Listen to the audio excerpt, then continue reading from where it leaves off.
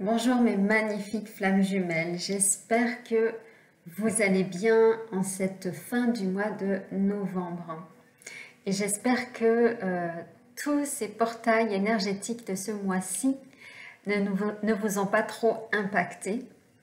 J'avoue que ce mois-ci a été relativement important. Je l'avais déjà dit au tout début du mois, que les portails énergétiques pour les flammes jumelles qui se sont rencontrées sur le mois de novembre, eh bien ça allait à nouveau remuer et chahuter. Et c'est effectivement ce qui s'est passé pendant tout ce mois de novembre. Et il y a eu plein de prises de conscience. Et j'aimerais donc revenir ici sur les différentes prises de conscience et que vous puissiez les percevoir ou voire même les ressentir dans votre parcours.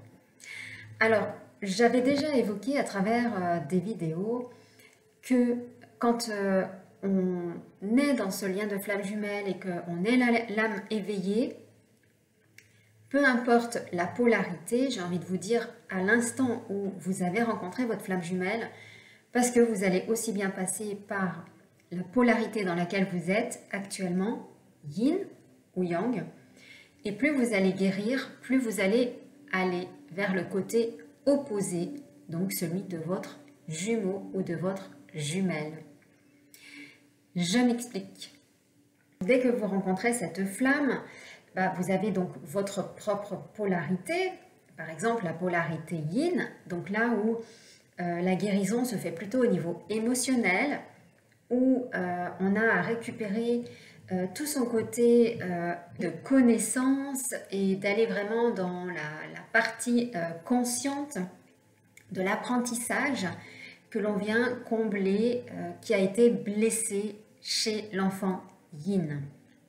Et bien sûr libérer donc le yin, c'est-à-dire de réouvrir son canal médiumnique, ses canaux énergétiques pour se guérir, puisqu'on est des êtres terrestres, des êtres célestes avec de l'énergie. Donc on réouvre en fait son énergie à la source.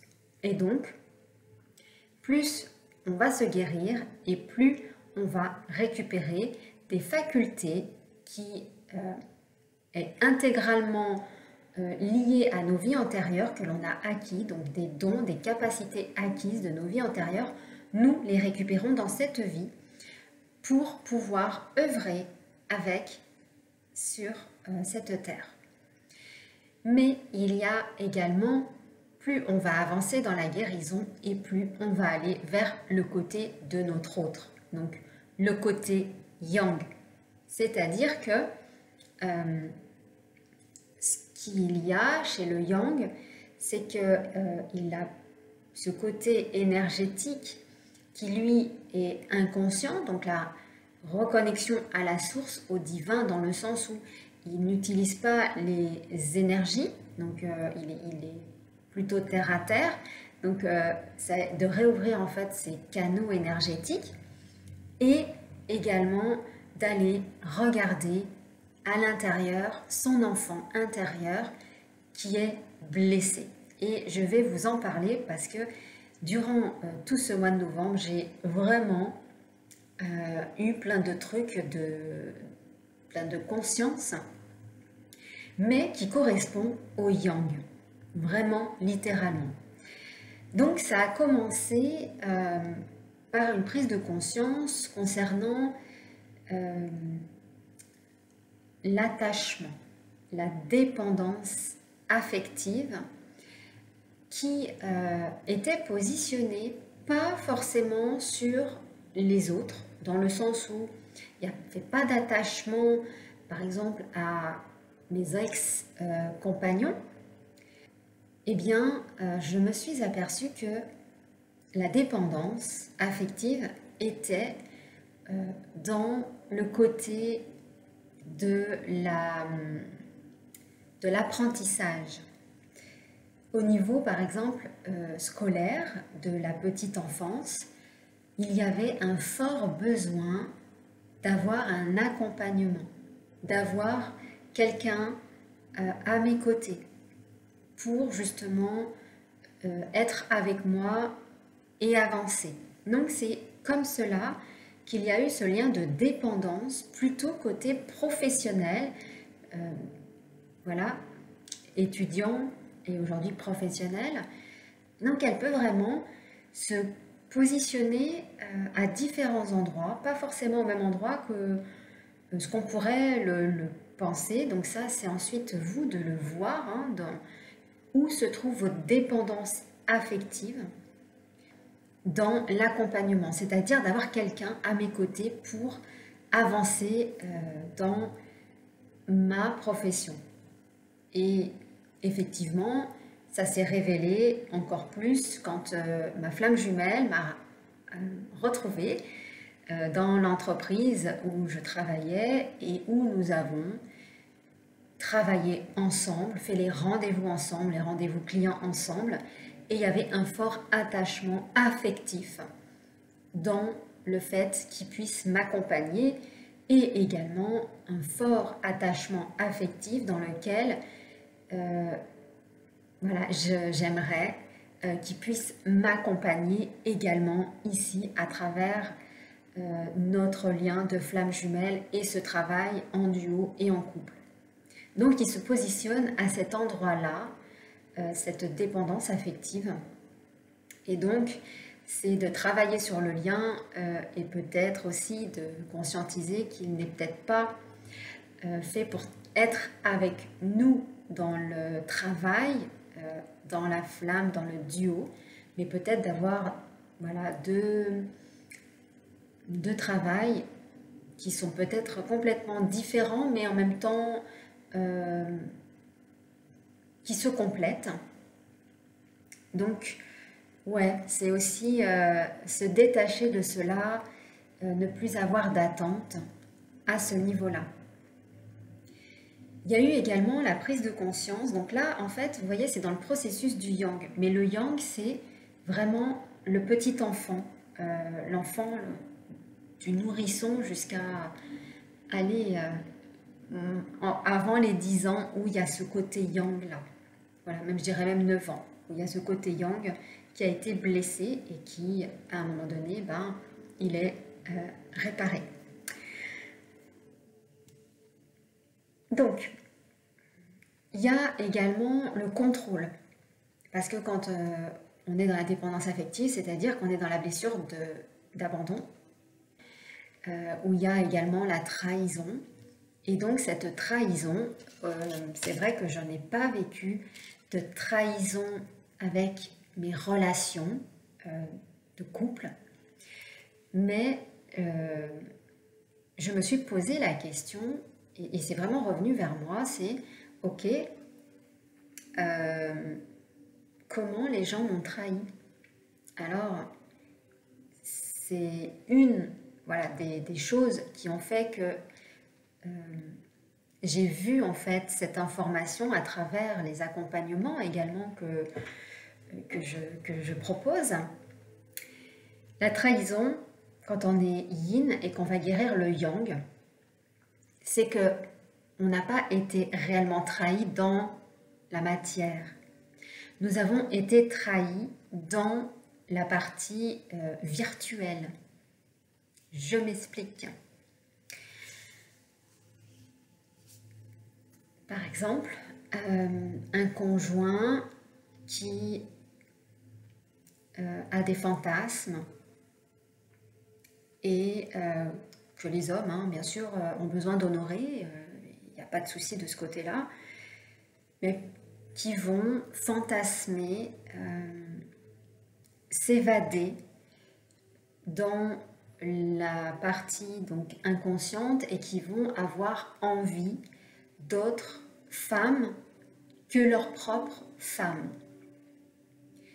Eh bien, là, on est dans la partie yin, donc la partie de la visualisation, puisque vous savez que le yin, c'est on visualise avant la création et l'incarnation. D'accord ? Tout est vu à travers une intention, une visualisation avant que ça arrive dans la matière. Et donc, le fait de visualiser ces femmes désirées fait qu'il y a une trahison qui se manifeste au niveau donc de votre couple de flammes jumelles ou de votre couple actuellement. Et donc, ça va faire une trahison à votre femme ou à votre homme. Et cette trahison, à un moment donné, eh bien, elle va ressortir dans la matière. Mais elle va ressortir pas vous qui allez trahir, mais c'est votre conjoint ou votre conjointe qui va vous trahir dans la matière si vous êtes yang. Donc si vous êtes yang, je vous encourage à ne pas regarder forcément ou à visualiser d'autres femmes que votre flamme jumelle pour éviter les trahisons ensuite dans la matière. Et il y a énormément de choses comme cela. Si vous avez envie de fantasmer, eh bien fantasmez sur vous, fantasmez peut-être sur votre flamme jumelle, au moins il n'y aura pas cette trahison. Voilà. Ensuite, ce que j'ai eu comme prise de conscience, ça a été le contrôle. Alors le contrôle, c'est pas je contrôle les gens, c'est les gens pour moi, ils font ce qu'ils veulent, ils sont responsables. C'est pas du tout à cet endroit-là que ça se passe. Par contre, ça se passe au niveau de ses enfants, de son petit enfant, de ses enfants. Où là, en fait, on va contrôler ses enfants. On va tout simplement, même s'ils sont grands, hein, moi j'ai des enfants qui sont adultes, 19 et 22 ans, que j'adore. Et pour autant, j'ai du contrôle sur un de mes enfants, voire des fois les deux. Il est là, ce contrôle, donc il n'est pas le contrôle de l'autre, du jumeau, mais il est bien le contrôle de ma création, de mes enfants, de ce que j'ai créé. Donc en tant que yin, je crée et je contrôle en mode yang mes enfants. Donc le contrôle se trouve à cet endroit-là.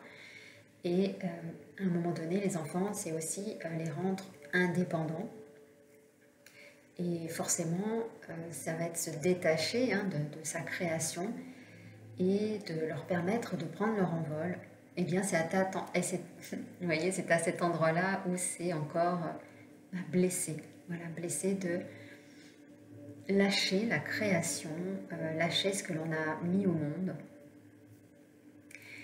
C'est encore du travail qui s'effectue donc toujours par couches successives. Mais plus on avance et plus en fait on voit autre chose. Donc quand on est dans le yin, on travaille son yin, et quand après on descend vraiment dans sa petite enfance, quand on a nettoyé de plus en plus, on descend dans son enfance, et donc on nettoie son yang qui est blessé. Le yin, il est non utilisé quand on est yin, et le yang, il est blessé.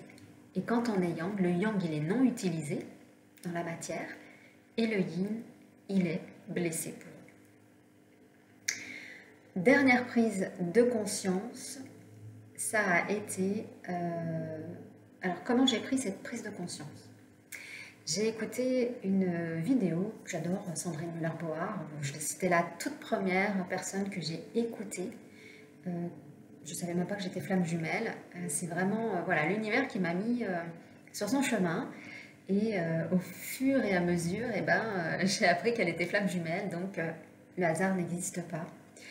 Je devais tomber sur Sandrine.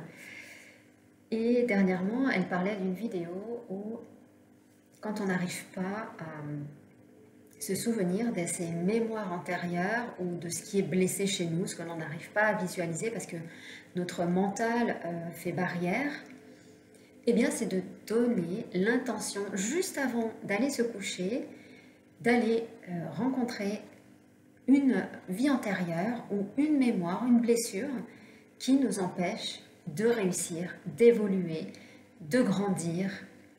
Et là, donc, je l'ai fait et j'ai eu des, waouh, des choses me concernant, pas avec ma flamme jumelle, mais moi avec moi-même dans mon évolution. Et ce qui a été vu, c'est qu'on se met en fait un plateau de... C'est pas un plateau de verre, là c'était un plateau en plastique, mais c'était pour me faire voir que c'était un plateau. En fait, c'est comme si on avait quelque chose au-dessus de la tête, un objectif qu'on s'était donné à un moment de notre vie et qu'on ne pouvait pas aller au-delà, on ne pouvait pas se lever, on ne pouvait pas l'enlever. Eh bien, ça a été donc de voir cela, qu'à un moment donné, en fait, on s'est mis une sorte de barrière psychologique et, eh bien, c'est d'aller la retirer, c'est d'aller la visualiser à nouveau pour enlever justement ce niveau-là qui nous fait stagner.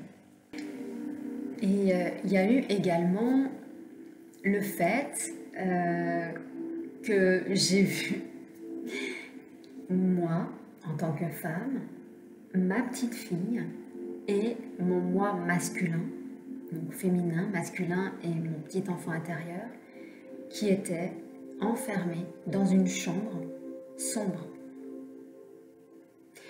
J'ai vu également qu'il y avait une porte qui était vitrée avec la lumière derrière, à moitié...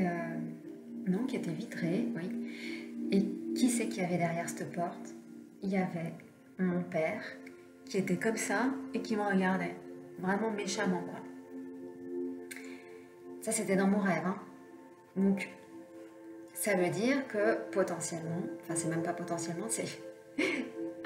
En fait, pour retranscrire ce rêve, c'est que mon féminin, mon masculin et mon petit enfant intérieur sont encore dans cette chambre enfermés à cause du père. Et là, ça a été de prendre conscience de cela pour sortir de cette chambre, de cet enfermement, pour faire sortir qui je suis et pour le mettre au grand jour, à la lumière. Et pour cela, eh bien, j'ai créé une méditation pour justement sortir de cette chambre, sortir de cet endroit. Pour moi, c'était une chambre, mais pour vous, ça peut être autre chose. C'était sortir de cet endroit. Parce qu'en fin de compte, le Père, c'est qu'un hologramme. C'est qu'un hologramme de notre conscience. Donc, on peut le traverser et on peut s'extraire de cette chambre.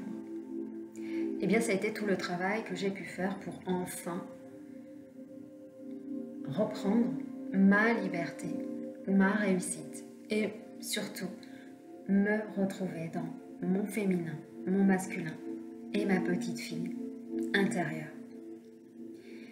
Ça a été, sur ce mois de novembre, voilà, un travail vraiment de prise de conscience avec le jumeau. Il n'y a pas de hasard.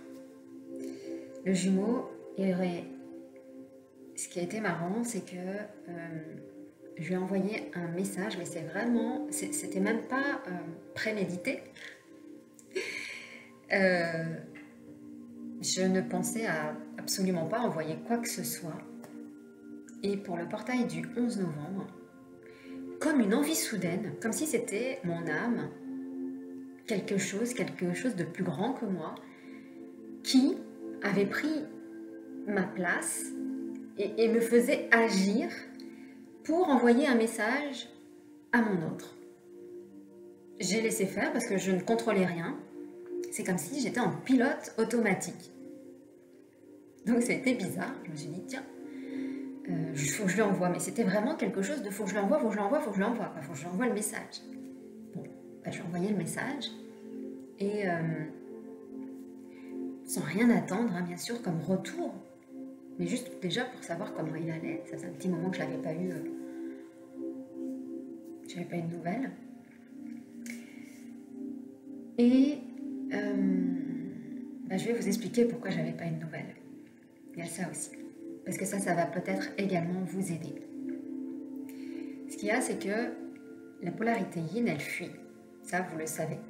Donc, potentiellement, lui, le jumeau qui fuit, c'est le fuyant, mais vous avez la blessure de rejet qui est la blessure de fuite. C'est la même chose. Donc, forcément, on n'a pas envie d'aller voir ce qui est blessé et surtout ce qui peut nous faire mal au fond de nous, à l'intérieur de nous, et on n'a pas envie d'y retourner. Ça fait trop mal. Eh bien, au début du mois de novembre, on m'a invité, les guides m'ont invité, en tout cas, à aller regarder qu'est-ce qui faisait que c'était bloqué.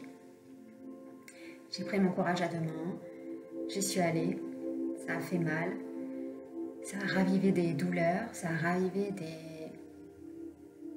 de la tristesse, ça a ravivé en fait plein de choses en moi, dans mes corps, mais ça a permis de libérer le duo. Ce qui fait que derrière, mon âme, ce 11 novembre, a pris le contrôle et a envoyé un message pour savoir comment il allait. Pas de message, de retour, ok, même si des fois on a envie d'avoir ces retours, c'est toujours plus sympa. Et ce qui était marrant, c'est que il m'a fait un retour le 22 novembre, le jour d'un portail. J'ai trouvé ça exceptionnel. Et je me suis dit, waouh, 11 jours où il me répond. Ah oui, parce que le portail du 11 novembre, 11-22, c'est 11 jours plus tard. Donc, le 11 est très présent dans ce mois de novembre, surtout sur cette année-ci. Et c'était une année un peu charnière, j'ai l'impression, pour nous, les flammes jumelles. Et, eh bien, ça a permis de remettre le lien en fonctionnement. Donc, tant qu'on ne va pas voir son histoire, ses blessures, tant qu'on ne va pas se faire ce travail intérieur, ça bloque l'avancée de la relation. Et bien sûr, derrière, on peut s'attraper des petites choses un peu sympathiques comme des entités pour dire tu vas t'y mettre un peu là, c'est bon, t'as assez flemmardé, t'as assez rené, donc go. Et ce qu'il y a, c'est que ce mois de novembre, ça a été également un mois d'authenticité. La plus totale. Authenticité, vulnérabilité, vérité. De dire vraiment sa vérité, son authenticité à sa flamme, sans attendre quoi que ce soit. J'ai envie de vous dire qu'à un moment donné, c'est aussi des moments où on a envie là, de lâcher, on a envie de dire j'en veux plus, on a envie de dire c'est trop lourd, quoi. C'est lourd de sens, c'est lourd de faire cela dans le sens où on n'a pas d'ouverture vraiment à faire autrement que de se retrouver soi avec soi-même et d'aller nettoyer et de se transformer en fait à ce que notre âme a décidé. Même s'il y a des parcours qui sont plus faciles, j'ai envie de vous dire, où les jumeaux se retrouvent, c'est que c'était ok en fin de compte, hein, voilà. Mais c'est également ok des fois d'en avoir marre, des fois d'être lassé de se dire pourquoi, c'est que l'âme là qui est éveillée au lien, qui fait ce travail, même si l'autre le fait ce travail d'une autre façon, mais waouh, c'est ouais, on a envie des fois de lâcher cela, de lâcher pas forcément le lien, mais de lâcher ces choses-là, et c'est s'autoriser à se lâcher, hein, donc de fuir. Mais par contre, à un moment donné, c'est de s'y remettre et d'aller voir vraiment en face de nous ce qui ne nous permet pas d'avancer. Et c'est comme ça que est venue en fait toute la conscience de ce que je viens de vous évoquer. Et d'aller vraiment dans la guérison cette fois. Donc c'est tellement beaucoup plus profond, j'ai envie de vous dire, de guérir son yang quand on est yin. C'est profond dans le sens où on guérit son bébé, son enfant. C'est quand on était tout petit. C'est de se remémorer en fait tout ce qui a été vécu dans le non-amour et dans la non-protection. Eh bien, c'est d'aller le vivre dans l'amour et dans la protection avec soi. Et donc, ça permet tout simplement de réaligner déjà nos énergies. Voilà. Donc, ce mois de novembre, ça a été très, très, très waouh, puissant. Donc, voilà. Et puis, j'en profite également pour vous rappeler les différentes dates donc des ateliers. Il y en a un où c'est un atelier pour retrouver son jumeau. Quand je parle de retrouver son jumeau, c'est quand on est en distanciation, de comprendre en fait qu'est-ce qui aujourd'hui vous empêche de retrouver en fait cette communication avec votre autre. Et en fin de compte, je m'aperçois qu'à chaque fois que je fais des ateliers, il y a les bonnes personnes qui sont là et qui ont justement ce besoin de compréhension. Voilà, compréhension de soi, pas compréhension de l'autre, parce que c'est de soi qu'on parle, on ne parle pas de l'autre. Donc qui dit je me comprends, l'autre va travailler en miroir cette partie-là. Donc mercredi 7, il y a l'atelier retrouver sa flamme. Donc sa flamme intérieure, mais c'est également sa flamme extérieure. Donc on joue vraiment sur l'intérieur et l'extérieur. On est complet. Voilà, donc si ça vous appelle de vous compléter, eh bien, il reste de la place pour cet atelier. Donc ensuite, il y a le prochain atelier, le samedi 17 à 10h, c'est évolution divine. Donc là, on est vraiment dans votre propre évolution. Et votre évolution, eh bien, c'est pas que de l'évolution énergétique. C'est pas que ça, l'évolution, c'est de l'évolution également personnelle. Se développer personnellement, c'est tellement plus puissant et ça va tellement plus vite. Parce qu'en fin de compte, vous savez qu'un enfant, il grandit par mimétisme. Un adulte grandit par mimétisme. Alors, pour aller plus vite, c'est d'aller c'est de rencontrer des personnes, aller dans des ateliers et par mimétisme, on évolue beaucoup plus vite que tout seul. Il y a également le 22 décembre où j'anime l'atelier de la sexualité sacrée. Si vous avez vécu des incestes, si vous avez vécu des harcèlements, si vous avez vécu des choses, des attouchements, cet atelier est fait pour vous. Il est fait pour vous libérer de cela. Il est fait pour vous guérir. Et cet atelier, le 22, il est à 17h. Voilà. Et ce sera le dernier de l'année.